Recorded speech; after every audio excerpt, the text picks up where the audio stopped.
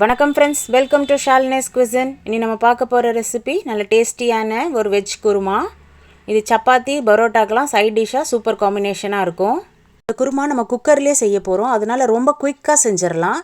இதோட இன்க்ரீடியன்ஸ்லாம் நான் டிஸ்கிரிப்ஷனில் கொடுத்துருக்கேன், செக் பண்ணி பார்த்துக்கோங்க. வாங்க இது எப்படி செய்யலான்னு பார்க்கலாம். இதுக்கு தேவையான பொருட்கள்: 2 உருளைக்கிழங்கு, 2 கேரட், 1 கப் பட்டாணி, ஒரு பெரிய வெங்காயம், 3 தக்காளி, 1 டேபிள் ஸ்பூன் இஞ்சி பூண்டு பேஸ்ட், கொத்தமல்லி, அரை முடி தேங்காய், 1 ஸ்பூன் சோம்பு, 3 பச்சை மிளகா நான் அரைச்சி எடுத்திருக்கேன். தாளிப்புக்கு எண்ணெய், கருவேப்பிலை, சோம்பு, பிரிஞ்சி இலை, கிராம்பு, பட்டை, அரை ஸ்பூன் மஞ்சத்தூள், தேவையான அளவு உப்பு. இப்போ ஒரு குக்கர் வச்சுக்கலாம். 2 டேபிள் ஸ்பூன் எண்ணெய் சேர்த்துக்கோங்க. தாளிப்புக்கு 2 பிரிஞ்சி இலை, 1 ஸ்பூன் சோம்பு, கொஞ்சம் பட்டை, 4 கிராம்பு சேர்த்துக்கோங்க.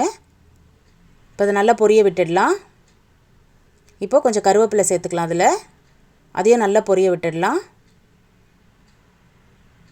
ஒரு வெங்காயம் பொடியாக நறுக்கியிருக்கேன். இப்போ அதை நல்லா வதக்கி விட்டுடுங்க. வெங்காயம் கொஞ்சம் நல்லா வதங்கினோன்னே இஞ்சி பூண்டு பேஸ்ட் 1 டேபிள் ஸ்பூன் சேர்த்துக்கலாம். அதையும் நல்லா எண்ணெயிலே வதக்கிடுங்க. இஞ்சி பூண்டு பேஸ்ட் பச்சை வாசனை போகிற வரைக்கும் நல்லா வதக்கிக்கலாம். நான் 3 மீடியம் சைஸ் தக்காளியை அரைச்சி எடுத்திருக்கேன். இப்போ தக்காளியை நல்லா எண்ணெயிலே நல்லா வதக்கி விடணும். தக்காளியில் இருக்க பச்சை வாசனை எல்லாம் போகிற அளவுக்கு நல்லா வதக்கி விடலாம்.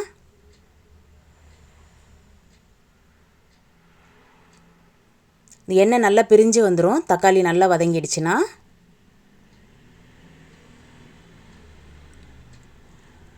இப்போ தக்காளி நல்லா வதங்கிடுச்சு. இப்போ நம்ம எடுத்து வச்சுருந்த வெஜிடபிள்ஸ் எல்லாம் சேர்த்துக்கலாம். 2 மீடியம் சைஸ் உருளைக்கிழங்கு, 2 மீடியம் சைஸ் கேரட், 1 கப் பச்சை பட்டாணி எடுத்திருக்கேன்.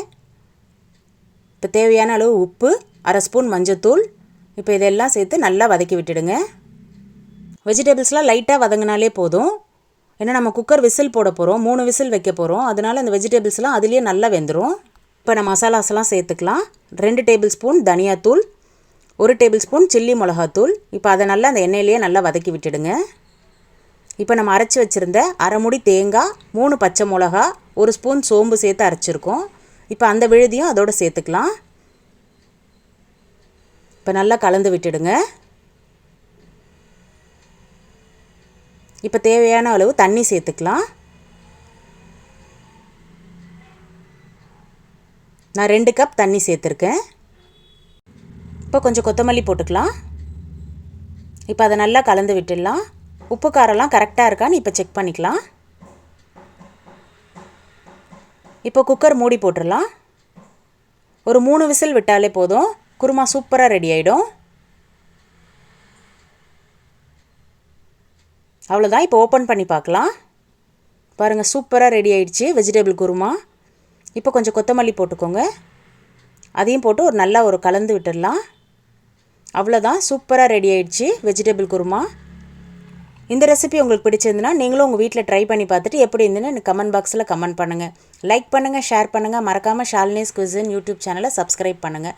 பக்கத்தில் இருக்க பெல் பட்டனையும் கிளிக் பண்ணுங்கள். அப்போ தான் நான் போடுற எல்லா வீடியோஸும் உங்களுக்கு அப்டேட்டாக வரும். தேங்க்ஸ் ஃபார் வாட்சிங்.